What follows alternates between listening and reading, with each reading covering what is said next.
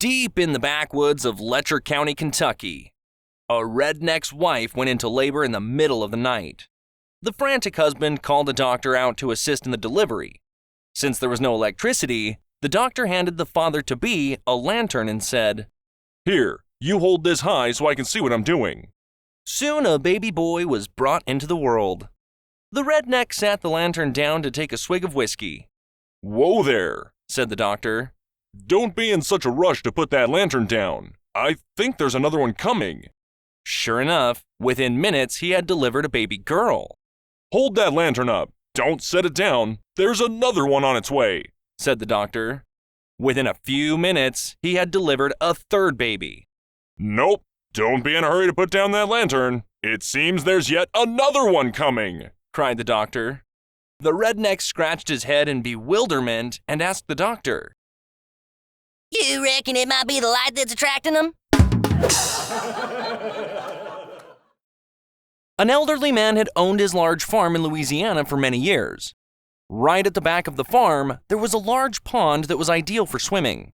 The old farmer had fixed it up really nice with picnic tables, a horseshoe courts, and some apple and peach trees. One evening, the farmer decides to go down to the pond to look it over, as he hadn't been down there for a while. Before setting off, he grabs a 5-gallon bucket as he decides he'll bring back some fruit. As he nears the pond, he can hear voices shouting and laughing with glee. Clearly, someone is having a good time. As the farmer gets closer, he can see a bunch of young women who are clearly skinny dipping in his pond. He makes the women aware of his presence and immediately they all swim over to the far end. One of the women then shouts, "We're not coming out until you leave, mister!" The farmer replies, "Ladies, I didn't come down here to watch you swim naked or make you get out of the pond." The wily old-timer then holds up his bucket and says, "I just came down here to feed the alligators." Two rednecks, Dale and Billy Ray, were walking downtown window shopping. Suddenly, they see a sign on a store which reads, "Suits $10 each, shirts $2 each, trousers $3 each." Dale says to his buddy, "Why, Billy Ray, looky there. We could buy a whole gob of these, take them back to Arkansas and sell them and make a fortune. Just let me do the talking, because if they hear your accent, they might think we're ignorant and not want to sell that stuff to us. I'll talk in a slow Texas drawl so they'll know we ain't from Arkansas." They enter the store. Then, with his best fake Texas drawl, Dale says, "I'll take 50 of them suits at $10, 100 of them there shirts at $2, and 50 pays of them trousers at $3. I'll back up my pickup and—" The owner of the shop interrupts, "Y'all are from Arkansas, ain't you?" "Well, yeah," says a surprised Dale. "How come y'all knowed that?" The shop owner replies, "Because this is a dry cleaner's."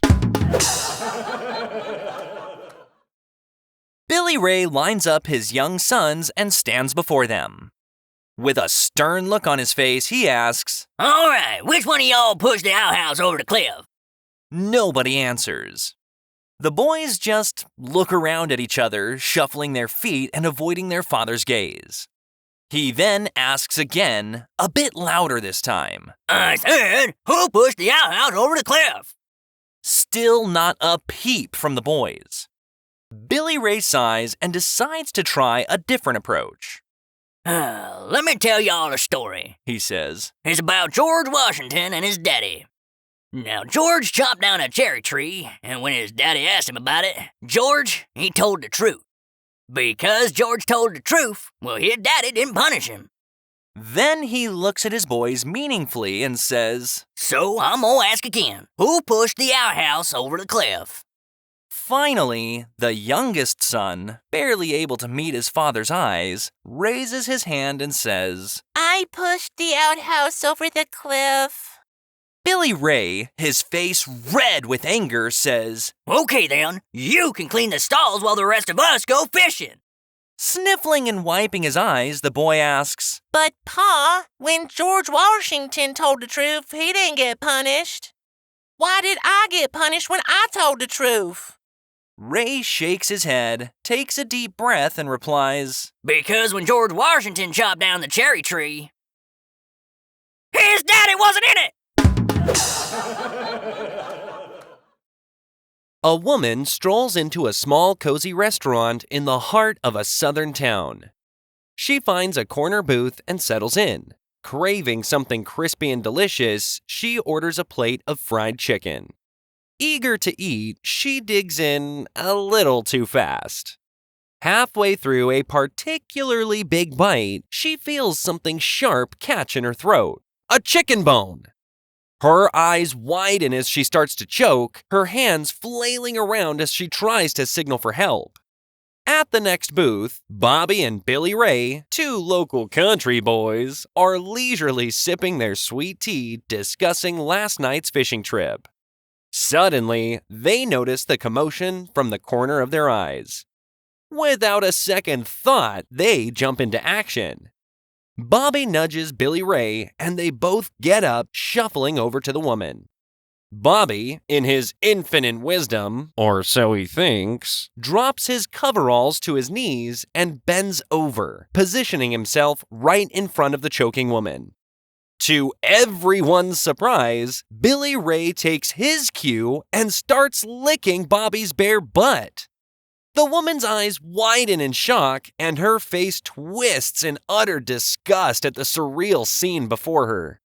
In an overwhelming wave of nausea, she suddenly vomits, dislodging the chicken bone from her throat. Gasping for breath, but relieved to be alive, she wipes her mouth, still in disbelief at what just happened. Bobby, ever so casual, pulls his coveralls back up and turns to Billy Ray with a grin. You was right, Billy Ray, he says as he pats him on the back. That hind lick maneuver works every time.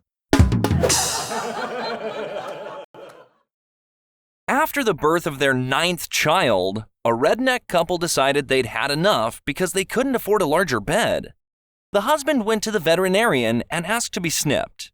Me and my cousin don't want no more kids, he said. The vet told him he could get a vasectomy, but it was expensive. However, there is a cheaper option, said the vet. Go home, find yourself a cherry bomb, light it up, and put it in a beer can. Then hold the can up to your ear and count to 10. I ain't no rocket surgeon, said the redneck. But how's that gonna help me? Trust me, said the vet. So the redneck went home, drained a beer, then stuffed a lit cherry bomb in the empty can. He then brought it up to his ear and began to count. 1, 2, 3, 4, 5. Once he got to 5, he stopped for a second, put the can between his legs, then resumed the count on his other hand.